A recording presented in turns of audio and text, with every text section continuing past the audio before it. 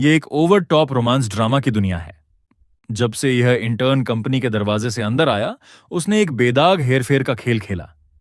उसने असली आत्मा की दत्तक बहन और पत्नी को पूरी तरह से अपनी उंगलियों पर नचाया। शुरुआत में उनके पास थोड़ी समझ थी, लेकिन इवान बार बार पीड़ित होने का नाटक करता रहा और उन्होंने वास्तव में उस पर विश्वास कर लिया। उन्होंने असली आत्मा पर हर एक शेयर सेरेना के नाम करने का दबाव बनाया। सेरेना ने पलटकर सब कुछ इवान को सौंप दिया। अंत में असली आत्मा को एक पुल के नीचे घेर लिया गया और पीट पीट कर मार डाला गया।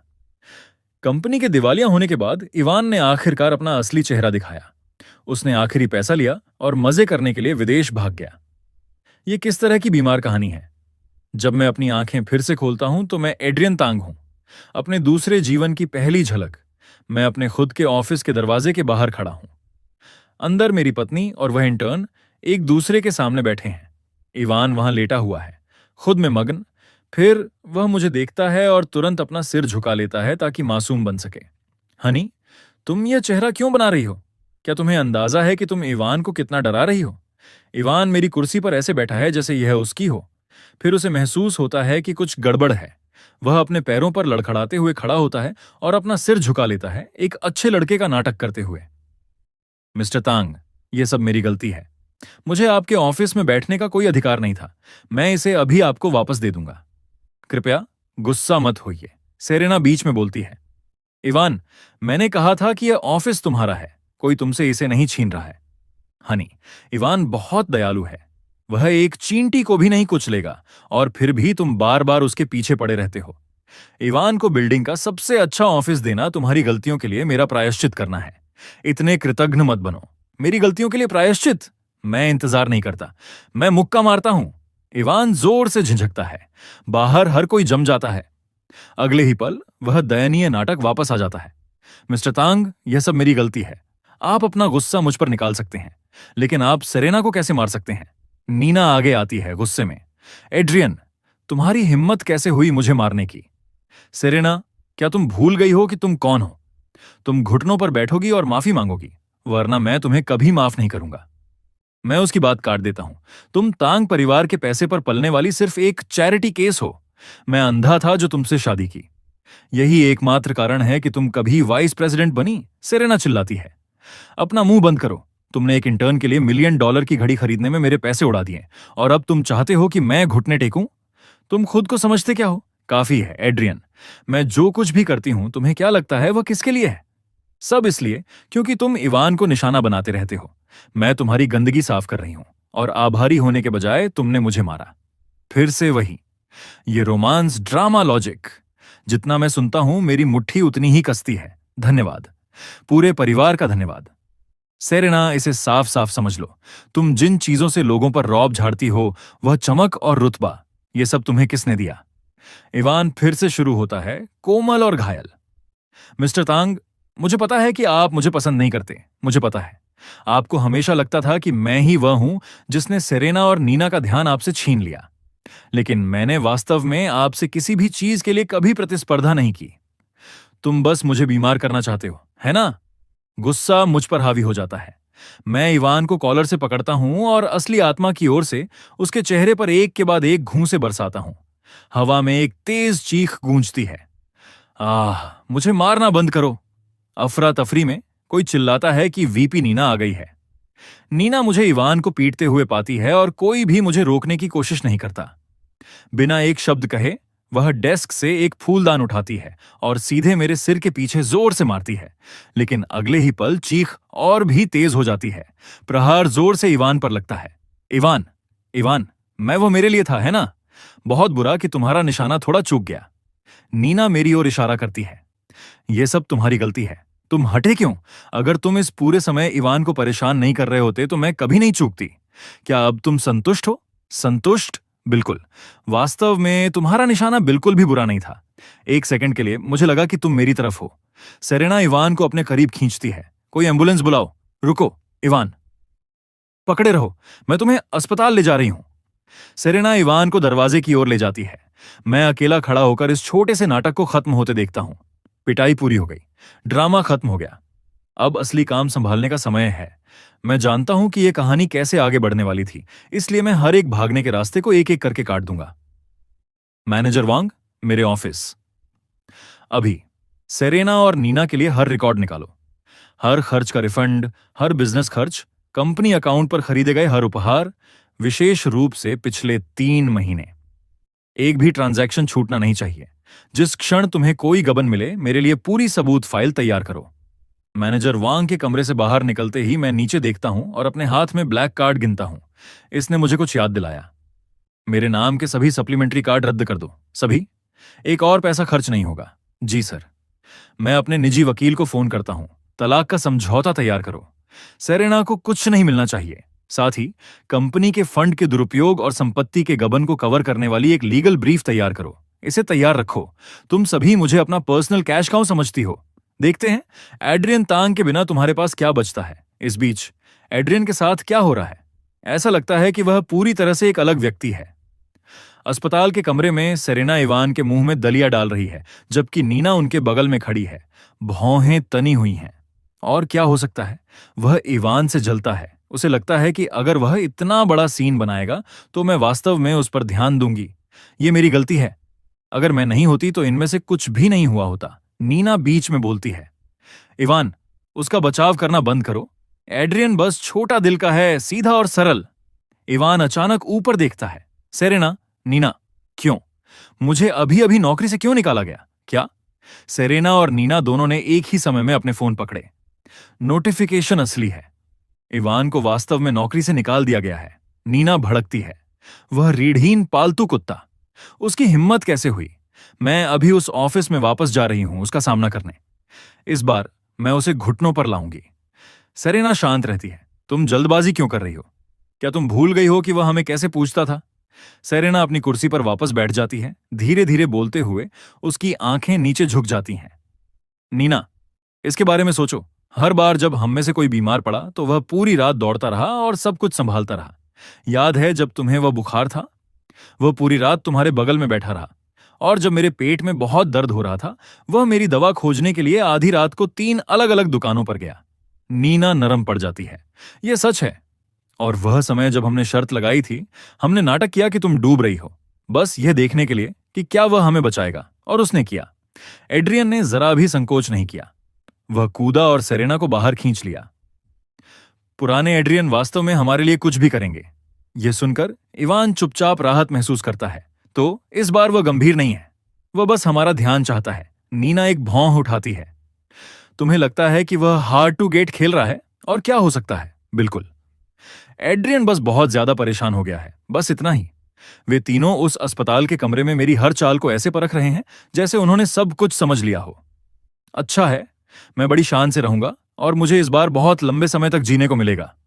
1 सप्ताह बाद मैं अस्पताल में अपनी मेडिकल रिपोर्ट देख रहा हूं जब मैं ऊपर देखता हूं और उन तीनों को फ्रंट डेस्क पर पैसे चुकाने की कोशिश करते हुए देखता हूं।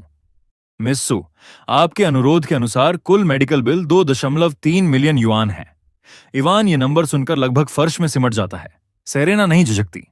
वह अपना कार्ड काउंटर पर सरकाती है। पेमेंट करो। मुझे खेद है, पेमेंट डिक्लाइन हो गया है। सेरेना की भौहें तन जाती हैं। फिर से कोशिश करो। फिर से डिक्लाइन हो गया। मिस्सू, क्या आप किसी दूसरे कार्ड से कोशिश करना चाहेंगी? सेरेना के चेहरे का रंग पल पल उड़ता जाता है। इवान पीछे हट जाता है। सेरेना, यह कैसे संभव है? सेरेना की आंखें ठंडी हो जाती हैं। वह भीड़ को स्कैन करती है और मुझे ढूंढ लेती है। वह एक पल के लिए हिचकिचाती है, फिर सीधे मेरी तरफ बढ़ती है। एड्रियन, क्या तुमने हमारे कार्ड फ्रीज कर दिए? क्या तुम्हें अंदाजा है कि वह कितना अपमानजनक था? मैं हिलता नहीं हूं। हमारे आसपास के लोग देख रहे हैं। मैंने अपने सप्लीमेंट्री कार्ड रद्द कर दिए हैं। अगर तुम्हारा कार्ड काम नहीं करता तो वह मेरी समस्या नहीं है। सेरेना पलटवार करती है। वे कार्ड तुम्हारे नाम पर हैं, सही है, लेकिन मैं तुम्हारी पत्नी हूं। क्या मेरे लिए तुम्हारा कार्ड इस्तेमाल करना पूरी तरह सामान्य नहीं है? सामान्य? मैं शब्द दोहराता हूं और सेरेना मेरे स्वर में शांत मनोरंजन पकड़ लेती है। अपने बॉयफ्रेंड के मेडिकल बिल चुकाने के लिए मेरे पैसे का इस्तेमाल करना यह तुम्हारे लिए सामान्य है? एक पास की महिला हांफती है। आह, तो यह पति है? फिर वह लड़का कौन है जो उसके बगल में खड़ा है? एक वृद्ध महिला बीच में कूदती है। अपने पति के पैसे का इस्तेमाल करके अपने बॉयफ्रेंड के अस्पताल का बिल चुका रही है, और वह भी बेहतरीन इलाज के साथ। बिल्कुल बेशर्म। सेरेना का धैर्य टूटने लगता है। तुम सब अपना मुंह बंद करो। इवान सिर्फ मेरा छोटा भाई है। मैंने उसे अपने संरक्षण में लिया है। कोई चिल्लाता है छोटा भाई सीक्रेट लवर जैसा ज्यादा लग रहा है। भीड़ में हंसी की लहर दौड़ जाती है। नीना आगे बढ़ती है। काफी है एड्रियन, तुम अपनी जलन दिखाने की एक सीमा होती है। अभी जाओ और बिल चुकाओ। इवान मौके का फायदा उठाता है। मिस्टर तांग, मुझे पता है कि आपको यह बुरा लगता है कि सेरेना और नीना मेरी परवाह करती हैं। मैं समझता हूं कि यह आपको असहज करता है, लेकिन आप सिर्फ उन्हें परेशान करने के लिए ये बचकानी हरकतें नहीं कर सकते। भीड़ इसे खा जाती है। तुम मुझे व्यवहार करने का तरीका सिखाने वाले कौन होते हो? इवान सेरेना को एक लुक देता है और वह तुरंत उसके बचाव में कूद पड़ती है। काफी है, इवान पहले से ही इतना घायल है और तुम अभी भी उसे मार रहे हो। तुम उसके मेडिकल बिल का हर पैसा चुकाओगे। हमें सार्वजनिक रूप से शर्मिंदा करना बंद करो। मैं लगभग हंस पड़ता हूं। नीना को एक जोरदार हिट मिलती है। वह चिल्लाती है और पीछे की ओर लड़खड़ाती है, फर्श पर ढेर हो जाती है। बिल चुकाओ। तुम तीनों शुरू से ही शर्मिंदगी का कारण बनी हुई हो।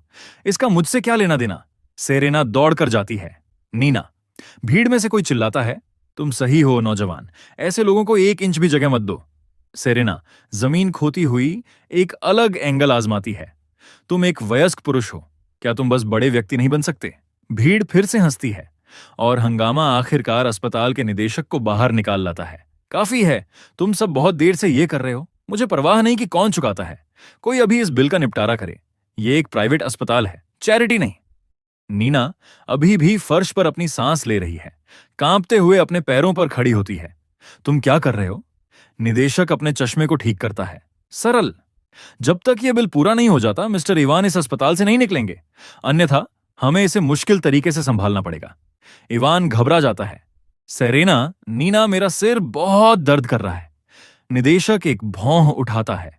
सिर दर्द? तुम्हारे अटेंडिंग डॉक्टर ने तुम्हें 2 दिन पहले छुट्टी दे दी थी। अजीब है कि दर्द तभी होता है जब भुगतान करने का समय आता है।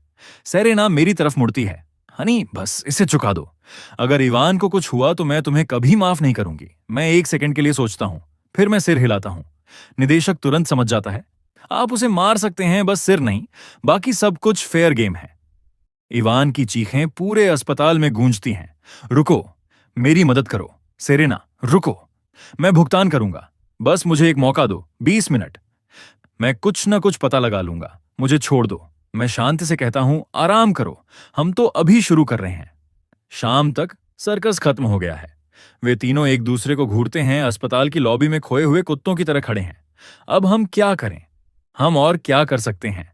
हम पहले पैसों का जुगाड़ करते हैं। वे अपने बैग और गहने लाने और उन लोगों को वीडियो कॉल करने का फैसला करते हैं जिन्हें वे जानते हैं कि वे उनका मूल्यांकन करवा सकें। यह सिर्फ रीसेल मार्केट है। अगर आपको जल्दी बेचने की जरूरत है तो यही कीमत आपको मिलेगी। सेरेना स्क्रीन को घूरती है। मैंने इस बैग के लिए 8 लाख से ज्यादा दिए थे। अब यह 2,70,000 है। लेना है तो लो या छोड़ दो, बेच दो। खरीदार दरवाजे पर दिखाई देता है। एक एक चीज ले ली जाती है। सेरेना अपने फोन स्क्रीन पर टिकते नंबर को घूरती है। वह इसे नीना को दिखाती है। नीना की आवाज सपाट है। हम घर चलते हैं। हाँ, वापस तांग एस्टेट। हमें एड्रियन के साथ हिसाब चुकता करना है। इस बीच इवान कोने में मुड़ा हुआ बैठा है। उसके चेहरे पर एक धीमी मुस्कान आ रही है। एक शांत, संतुष्ट हंसी उसके मुंह से निकलती है। उस रात तांग एस्टेट। मैं डाइनिंग टेबल पर अकेला बैठा हूं। मेरे सामने भोजन का पूरा प्रसार है। शांति से खा रहा हूं जब तक कि बर्बाद तिकड़ी अंदर नहीं आ जाती। सेरेना चिल्लाती है, तुम हमारे बिना खाना कैसे शुरू कर सकते हो? क्या मैंने तुम्हें टेक्स्ट नहीं किया? हम इवान को रात के खाने के लिए घर ला रहे थे। ठीक है, तुमने उसका अस्पताल का बिल नहीं चुकाया, लेकिन अब तुम खाना भी तैयार नहीं कर सकते। तुम इसे कितनी दूर ले जाने वाले हो? इवान आग में घी डालता है। नीना, कृपया परेशान ना हो। यह सब मेरी गलती है। शायद मुझे बस चले जाना चाहिए। नीना उसे मना कर देती है। तुम अभी भी एक मरीज हो। अगर तुम वापस अकेले गए तो तुम्हारी देखभाल कौन करेगा? और वह तुम्हारा छोटा सा कमरा, वहां कोई कैसे रह सकता है? इवान हिचकिचाता है। क्या तुम सुनिश्चित हो कि यह सब ठीक है?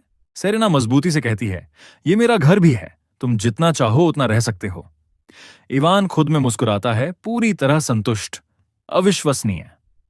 मैंने उन तीनों को निकाल दिया, उनके कार्ड रद्द कर दिए, हर एक सप्लीमेंट्री कार्ड चला गया। और वे अभी भी सोचते हैं कि वे मेरे सामने के दरवाजे से अंदर आ सकते हैं। सेरेना मुझे पूरी तरह से अनदेखा करती है और हाउसकीपर की ओर मुड़ती है। नैनी वांग, तुम वहां क्या कर रही हो? इवान अभी अस्पताल से बाहर आया है। कुछ भी बहुत मसालेदार नहीं, उसके लिए कुछ हल्का बनाओ। मैं कुछ नहीं कहता। नैनी वांग चुपचाप अपने हाथ पोंछती है, किनारे पर एक नजर डालती है और हिलती नहीं है। सेरेना उस पर भड़कती है, क्या तुम बहरी हो? नैनी वांग मुझे देखती है। सेरेना जम जाती है, फिर अपना सिर मेरी ओर घुमाती है। दो अंगरक्षक मेरी तरफ पहले ही स्थिति में आ चुके हैं। एड्रियन, तुम्हें क्या लगता है कि तुम क्या कर रहे हो? मैं अपनी चाय का प्याला आराम से नीचे रखता हूं। मैं उसे ऊपर देखता हूं। मैं क्या कर रहा हूं, मुझे तुमसे पूछना चाहिए। तुम्हें अंदर किसने आने दिया? यह मेरा घर है। मुझे अपने दरवाजे से अंदर आने के लिए किसी की अनुमति की आवश्यकता कब से हुई? मैं उपहास करता हूं। तुम्हारा घर? तुम यहां इतने लंबे समय से रह रही हो। तुम्हें वास्तव में लगता है कि तांग का नाम तुम्हारा है? फेलिक्स। फेलिक्स आगे आता है। तीनों को रोक लो। सुरक्षा टीम अंदर आती है।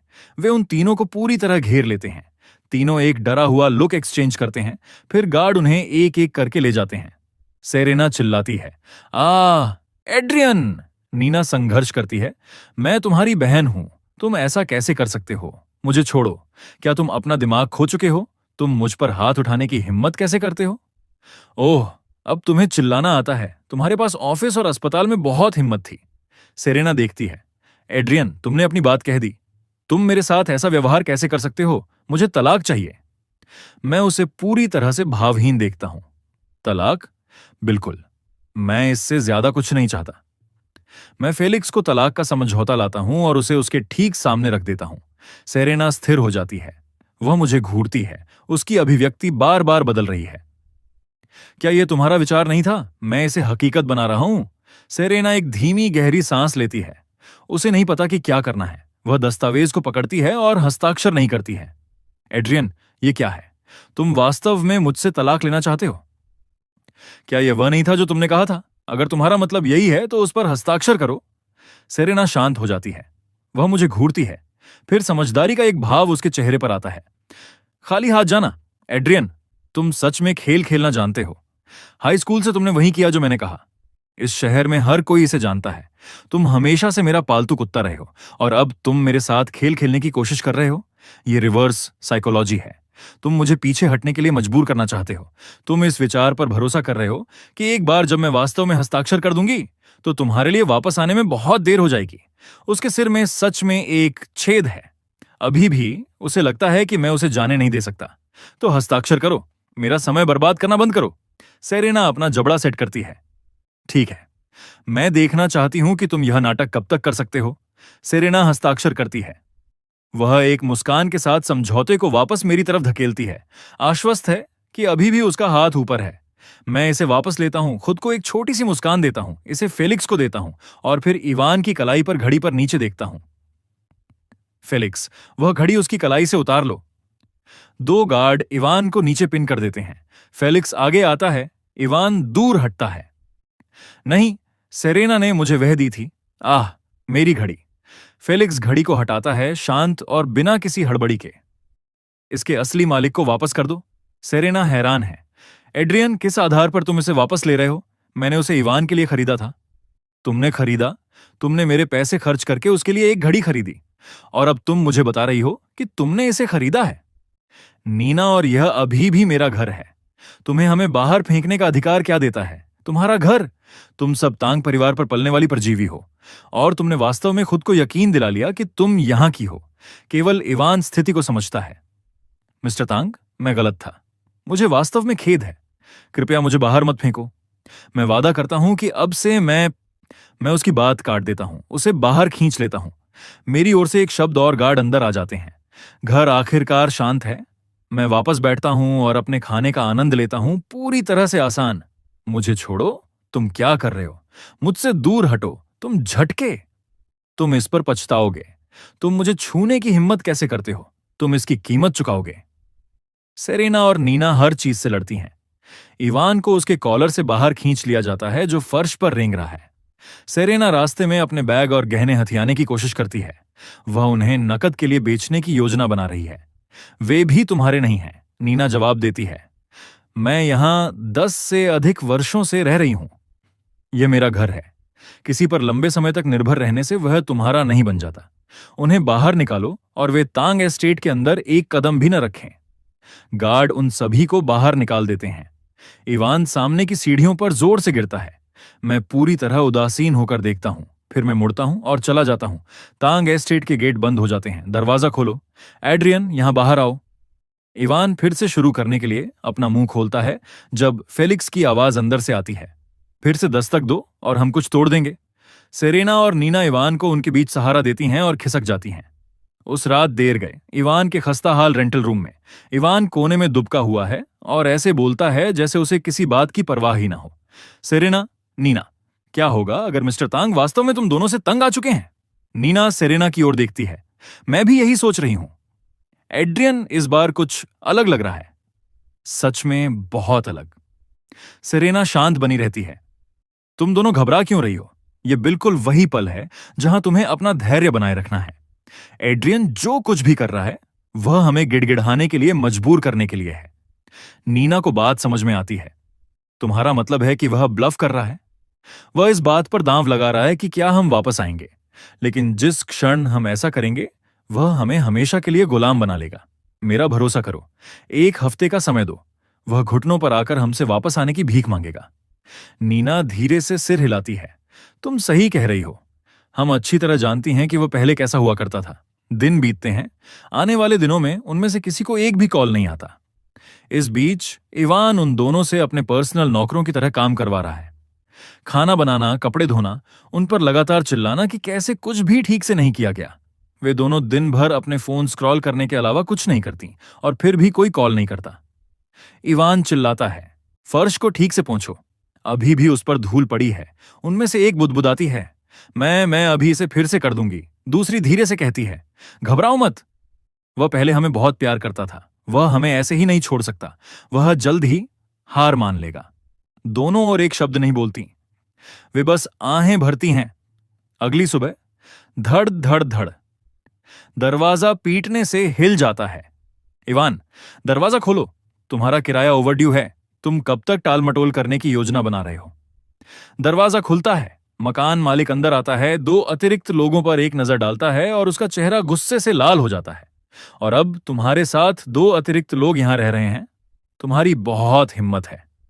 इवान विनती करता है, बस मुझे कुछ और दिन दे दो।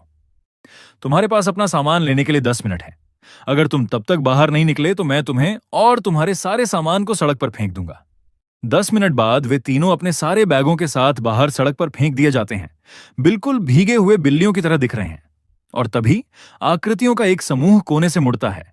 हे हे हे हे हे हे, आखिरकार तुम्हें पकड़ ही लिया। इवान, तुम अपना कर्ज कब चुका रहे हो? क्या देख रहे हो? एक भारी मुक्का नीचे आता है। इवान की चीख पूरी सड़क पर गूंज उठती है। आह आह, वह आदमी थूकता है। तुम पर मेरा 1 मिलियन बकाया है और तुम्हें लगा कि तुम छिप सकते हो। कुछ दिन पहले की वह मीठी बातें कहां गईं? वह दरिंदा इवान के जख्मों पर एक और प्रहार करता है। सेरेना आगे बढ़ती है, आवाज कांप रही है। क्या तुम हमसे क्या चाहते हो? तुम्हें क्या लगता है हम यहां वसूली करने आए हैं? तुम्हारे पास 1 हफ्ता और है। 1 मिलियन। अगर तुम भुगतान नहीं कर पाए तो ये 2 महिलाएं कर्ज चुकाएंगी।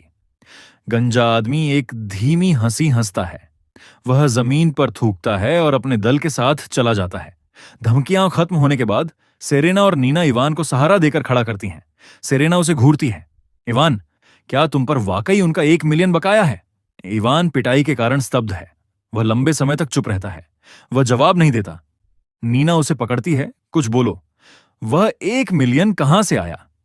इवान आखिरकार बोलता है, मुझे फंसाया गया था। सेरेना और नीना, तुम्हें मेरी मदद करनी होगी। अगर तुम नहीं करोगी तो वे वाकई मुझे मार डालेंगे। नीना की आंखें सिकुड़ जाती हैं। कुछ तो गलत है। जब तुम्हारी मां बीमार थी तो सेरेना और मैंने तुम्हें कुल 2 मिलियन से ज्यादा ट्रांसफर किए थे। वह पैसा कहां है? सेरेना उसे घूरती है। उसकी आंखें लाल हो जाती हैं। उसकी आवाज कांपने लगती है। मुझे जवाब दो, क्या वह भी खत्म हो गया? इवान, क्या तुमने वह 2 मिलियन जुए में उड़ा दिए? क्या तुम्हें अंदाजा है कि नीना और मैं किस द्वार से गुजर रहे हैं? हम भूतों की तरह जी रहे हैं और इस बीच तुम। नीना का धैर्य जवाब दे जाता है। वह आगे बढ़ती है और इवान के चेहरे पर जोर का थप्पड़ जड़ती है। तुम झूठे, तुम गंदे जुआरी, यह सब तुम्हारी वजह से है। अगर तुम नहीं होते तो हमारा यह हाल कैसे होता? सेरेना की आंखों से आंसू गिरने लगते हैं। मेरी पोजीशन, मेरा ब्लैक कार्ड, मेरे बैग, मेरे गहने, घर, सब कुछ चला गया। इवान, तुमने हमें बर्बाद कर दिया। मुझे बताओ इवान, क्या तुमने हमसे जो कुछ भी कहा वह झूठ था? इवान एक पल के लिए चुप रहता है, फिर वह मुस्कुराता है। तुम दोनों को वही मिला जिसकी तुम हकदार हो। वह अपने पैरों पर खड़ा होता है, नीना को धक्का देता है और सेरेना को लात मारकर गिरा देता है। तुम्हें वाकई लगता है कि तुम्हारी कोई अहमियत है? वह उन्हें तिरस्कार से देखता है। वह धीरे से अपना कॉलर सीधा करता है। जैसे तुम दोनों कभी कोई खास थी। मैंने बस पीड़ित होने का नाटक किया, चेहरे पर थोड़ी कॉफी छिड़की, मिस्टर तांग के बारे में कुछ झूठ बोले और तुम दोनों मूर्खों ने हर एक शब्द निगल लिया। उसने सब कुछ खुद ही रचा था। दुर्व्यवहार का नाटक किया, फिर सुरक्षा के लिए सीधे इन दो महिलाओं के पास भागा। जिस पल वे मेरे पीछे आईं, उसने घायल मासूम का नाटक किया, आंसू और बाकी सब कुछ। तुम्हारा अपना परिवार, तुम्हारा अपना पति। तुमने उन पर भरोसा नहीं किया, लेकिन तुमने एक अजनबी पर भरोसा किया। तुम्हारे दिमाग में क्या है? सेरेना की आवाज टूटती है। तुमने हमें पूरे समय झूठ बोला है। तो क्या हुआ अगर मैंने बोला? अगर पैसे की बात ना होती तो कौन तुम जैसी दो मूर्खों पर अपना समय बर्बाद करता? तुम में से एक गोद ली हुई चैरिटी केस थी, दूसरी एक कंगाल छात्रा। और तुम दोनों मेरे सामने राजकुमारी बनकर घूम रही थीं। उसका खाना खाना, उसकी ड्रिंक्स पीना, उसके घर में रहना, उसकी कंपनी में कुछ न करना, $1,000,000 की सैलरी लेना और फिर भी उस आदमी को नीचा दिखाना जिसने तुम्हें सब कुछ दिया। तुम दोनों परजीवी हो, कृतघ्न सांप। मिस्टर तांग ने तुम्हें बहुत पहले निकाल दिया था और तुम अभी भी बाहर सपने देख रही हो। दयनीय मूर्ख। और तुम अभी भी मेरे साथ दिखावा करने की कोशिश कर रही हो। तुम्हारे पास केवल एक विकल्प बचा है। वापस जाओ, घुटनों पर बैठो, मिस्टर तांग से माफी मांगो, उनसे भीख मांगो कि वे तुम्हारी कैश काउ बने रहें। और वह 1,000,000 तुम यह पता लगाओगी कि उसे कैसे चुकाना है। कैसीनो ने मुझे कोई भी कर्ज सिर्फ इसलिए दिया क्योंकि उन्होंने तुम दोनों के साथ मेरी तस्वीरें देखी थीं। वे जानते थे कि तुम दोनों तांग कॉरपोरेशन में वीपी थीं। 1 सप्ताह। अगर वह पैसा यहां नहीं हुआ तो मैं तुम्हें पछताने पर मजबूर कर दूंगा। सेरेना उस पर झपटती है। तुम झूठे। ये सब तुम्हारी वजह से है। मुझे छोड़ो। वे तीनों एक दूसरे से हाथापाई करने लगते हैं। इवान धक्का देता है। तुम पागल महिलाएं। सेरेना गुर्राती है। मैं तुम्हारा मुंह फाड़ दूंगी। नीना उन्हें अलग करने की कोशिश करती है। इवान रुको, बंद करो, छोड़ो, कचरे के टुकड़े। इवान थूकता है। तुम पागल महिला। लड़ाई आखिरकार खत्म होती है। तीनों हांफते हुए खड़े हैं। कोई नहीं जीता। इवान उन्हें चेतावनी देता है। 1 सप्ताह। अगर वह मिलियन तैयार नहीं हुआ तो तुम मुझसे छुटकारा नहीं पाओगी। सेरेना पलटकर कहती है, तुम झूठे चूहे। बेहतर होगा कि तुम प्रार्थना करो कि एड्रियन हमें वापस ले ले। नीना सहमत होती है। बिल्कुल, क्योंकि अगर उसने नहीं किया तो हम तुम्हें कब्र के उस पार से भी परेशान करेंगे। कुछ दिनों बाद, रात का समय। तांग एस्टेट के गेट के बाहर सेरेना और नीना प्रवेश द्वार पर गंदी और बिखरी हुई खड़ी हैं। वहीं रुक जाओ। फेलिक्स बाहर आता है और उनका रास्ता रोकता है। सेरेना विनती करती है, फेलिक्स, मुझे एड्रियन से मिलना है। नीना आगे बढ़ती है। एक तरफ हटो, मैं घर जा रही हूं। फेलिक्स नहीं हिलता। घर? तुम जैसी दो कृतघ्न सांप इस शब्द का इस्तेमाल करने की हिम्मत करती हो? फेलिक्स गार्ड्स को इशारा करता है। उन्हें गेट से वापस धक्का दिया जाता है। वे जोर से जमीन पर गिरती हैं। अगर तुम दोबारा यहां आई तो हम तुम्हारी टांगें तोड़ देंगे। 2 घंटे बाद वे तांग कॉरपोरेशन पहुंचती हैं। वे अपना सिर उठाकर अंदर जाने की कोशिश करती हैं और दरवाजे पर रोक दी जाती हैं। अनधिकृत कर्मियों को प्रवेश की अनुमति नहीं है। नीना भड़कती है। तुम मुझे रोकने की हिम्मत करते हो? मैं वाइस प्रेसिडेंट हुआ करती थी। तुम अब और नहीं हो। रात के 10 बजे शाम की भीड़ खत्म हो जाती है। मैं अपनी सुरक्षा टीम के साथ इमारत से बाहर निकलता हूं। सेरेना मुझे देखते ही पहचान लेती है। वह दौड़ कर आती है। हनी, यह मैं हूं। नीना पीछे पीछे आती है। एड्रियन, मुझसे गलती हुई। जो कर्मचारी अभी तक नहीं गए हैं वे उन्हें तुरंत पहचान लेते हैं। कोई बुदबुदाता है, क्या वह नीना नहीं है? क्या वह मिस सू और मिस तांग नहीं है? उनका यह हाल कैसे हो गया? वे मेरे सामने खड़ी हैं। हमारे आसपास के सभी लोग देख रहे हैं। कोई कुछ नहीं बोलता। सेरेना की आवाज टूटती है। हनी, हम वाकई जानते हैं कि हमने गलती की। हम दोनों इवान द्वारा धोखा खा गई थीं। वह एक पतित जुआरी, एक झूठा है। नीना की आवाज टूटती है। एड्रियन, मैंने अपना आपा खो दिया था। मैंने उसे सब कुछ करने के लिए मना लिया। क्या तुम हमें इस बार माफ कर सकते हो? मैं उन्हें देखता हूं। तुम अब मेरी भावनाओं का सहारा लेना चाहती हो?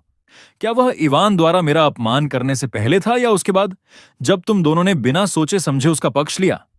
वे सुनती हैं। उनके सिर शर्म से झुक जाते हैं। कोई कुछ नहीं बोलता। या यह तब था जब तुमने उसे घड़ियां और बैग खरीदने के लिए कंपनी के फंड का गबन किया, उसके जन्मदिन की पार्टी के लिए पूरा होटल किराए पर लिया, या जब तुमने उसे मेरा ऑफिस सौंप दिया, एक इंटर्न को इस कंपनी पर राज करने दिया और मेरे घर में शिफ्ट हो गई। नीना धीरे से कहती है, एड्रियन, हम वास्तव में उस समय सच्चाई नहीं देख पा रही थीं। सच्चाई नहीं देख पा रही थीं। तो नीना का वह फूलदान मेरे सिर पर फेंकना, क्या वह भी केवल गलत फहमी थी? वे चुप हो जाती हैं। वे जानती हैं कि उनके पास बचाव का कोई आधार नहीं है। तुम दोनों को नहीं लगता कि तुम गलत थीं। तुम जानती हो कि तुम पूरी तरह खत्म हो चुकी हो। सन्नाटा छा जाता है। उनके चेहरे डर से भरे हुए हैं। सेरेना, नीना, क्या तुमने कभी रुककर सोचा है कि अगर मैं कभी जागा ही नहीं होता तो क्या होता? क्या होता अगर मैं तुम्हें बिना किसी सीमा के सब कुछ देता रहता? मेरा क्या होता? जो सब कुछ मैंने बनाया उसका क्या होता? तुम जैसे लोग, तुम तब तक साफ नहीं देख पाओगे जब तक तुम्हारे पास कुछ न बचे, क्योंकि सच्चाई कभी तुम्हारी चिंता थी ही नहीं। तुम केवल यह परवाह करती थी कि कौन तुम्हारी हास्यास्पद श्रेष्ठता की भावना को संतुष्ट कर सकता है।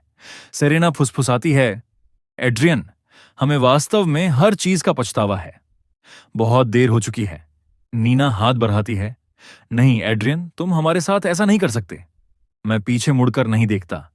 मैं मुड़ता हूं और अपनी कार की ओर चलता हूं। वे अभी भी वहीं खड़ी हैं। कुछ दिन बाद मैं अपने एक जूनियर सहकर्मी के साथ हंस और बात कर रहा हूं। सेरेना लगातार फोन कर रही है। मैं एक भी कॉल नहीं उठाता, और फिर भी मुझे खिड़की के पार से जलती हुई नजरें महसूस होती हैं। मैं बाहर देखता हूं और वे अभी भी बाहर खड़ी मेरा इंतजार कर रही हैं। वे बहुत लंबे समय से वहां हैं। उन्हें और अधिक देर तक छोड़ा तो वे पूरी तरह टूट जाएंगी, लेकिन अभी समय बिल्कुल सही है। मैं दरवाजा खोलता हूं। मेरे बाहर निकलते ही वे मुझे देख लेती हैं। वे दौड़ कर आती हैं। एड्रियन, एड्रियन, आखिरकार तुम हमसे मिलने के लिए तैयार हो। राहत उन्हें इतनी जोर से हिट करती है कि वे अपने घुटनों के बल गिर जाती हैं, अपने हाथों को जमीन पर टिकाकर मेरी ओर ऊपर देखती हैं। एड्रियन, हम वास्तव में जानती हैं कि हमने गलती की। हम कृतघ्न सांप हैं। हमने तुम्हारी ओर पीठ घुमाई। मुझे तुम्हारे साथ कभी ऐसा व्यवहार नहीं करना चाहिए था। मुझे इवान का बचाव कभी नहीं करना चाहिए था। मुझे तुम्हारा पैसा कभी नहीं लेना चाहिए था। नीना अपना माथा जमीन पर टिकाती है। एड्रियन, मुझे बहुत खेद है। मुझे वास्तव में पछतावा है। हम तुम्हारे लिए इसे ठीक करेंगे। तुम जो कुछ भी कहोगे हम वही करेंगे। क्या तुम दोनों की बातें खत्म हो गईं? सेरेना ऊपर देखती है। एड्रियन, मैंने कभी तुम्हें वास्तव में गलत नहीं किया। कृपया मुझे इस बार माफ कर दो, बस इस एक बार। मैं एक धीमी हंसी हंसता हूं। मैं गार्ड को इशारा करता हूं कि वह फाइल लाए जो मैंने पहले तैयार की थी। चूंकि तुम इतनी ईमानदार हो तो पहले इसे देख लो। सेरेना पन्नों, नंबरों और हस्ताक्षरों को घूरती है। सब कुछ जाना पहचाना है। नीना भी इसे पहचान लेती है। उनके चेहरे का रंग पल पल उड़ता जाता है। नीना फुसफुसाती है, नहीं, यह सच नहीं हो सकता। सेरेना की आवाज कांपती है। एड्रियन, कैसे? हमारे खाते? सब खत्म हो गया। ये सब खत्म हो गया है। जब मैं बिजनेस ट्रिप पर था तुमने इवान को $1 मिलियन की घड़ी भेजी। तुमने उसके जन्मदिन के लिए शहर का सबसे महंगा होटल बुक किया। सब कुछ कंपनी के फंड से चार्ज किया गया। उपहार, दावतें, सब मिलाकर 5.8 मिलियन। हर एक लेन देन पर तुम दोनों के हस्ताक्षर हैं। सबूत पूरी तरह से पुख्ता है। मैं जब चाहूं तुम्हें कोर्ट ले जा सकता हूं। वे फूट फूट कर रोते हुए एक दूसरे के गले लग जाती हैं। मैं आगे बढ़ता हूं और सेरेना के गाल को छूता हूं। वह कांपती है, नहीं, ऐसा नहीं हो सकता। वे इतना जोर से रो रही हैं कि वे मुश्किल से सांस ले पा रही हैं। मैं थोड़ा समय देता हूं, फिर बोलता हूं, तुम्हारे पास 1 महीना है। उस 5.8 मिलियन का हर एक पैसा मुझे वापस चाहिए। अगर तुम भुगतान नहीं कर पाई तो मैं सीधे पुलिस के पास जाऊंगा। तुम अपनी बाकी की जिंदगी सलाखों के पीछे बिता सकती हो। नीना का चेहरा पूरी तरह सफेद पड़ जाता है। सेरेना मेरा हाथ पकड़ लेती है। एड्रियन, तुम इतने क्रूर नहीं हो सकते। मैंने अभी तक कोई केस दर्ज भी नहीं किया है। केवल यही दया है। सन्नाटा। मैं मुड़ता हूं और वापस अंदर चला जाता हूं। एड्रियन, कृपया। एड्रियन, ऐसा मत करो, हम बर्बाद हो जाएंगे।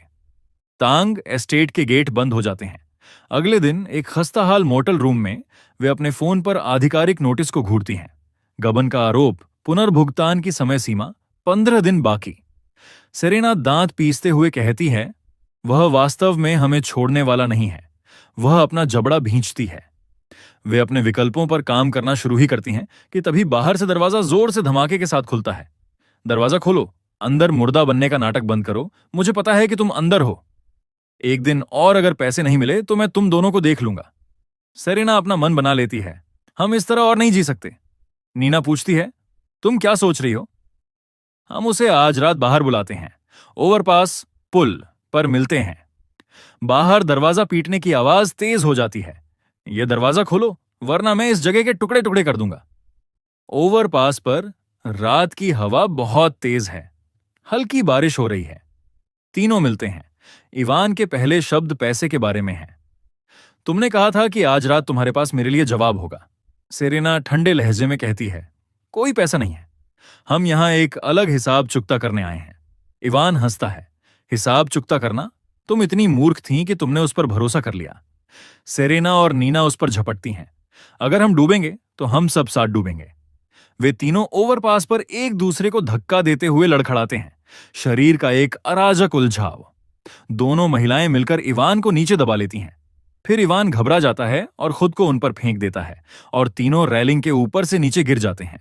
उनकी चीखें शहर के ऊपर रात के आसमान को चीर देती हैं।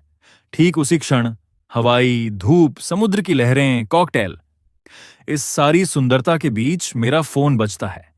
एक नोटिफिकेशन आता है, 3 लोग ओवरपास से गिर गए। मैं उस पर एक नजर डालता हूं, फिर फोन नीचे रख देता हूं। मेरी बाहों में मौजूद लड़की एक नरम चंचल आवाज में मुझे चिढ़ाती है। पिछली रात की कोई मजेदार बात छेड़ती है। उसका लहजा शरारत से भरा है।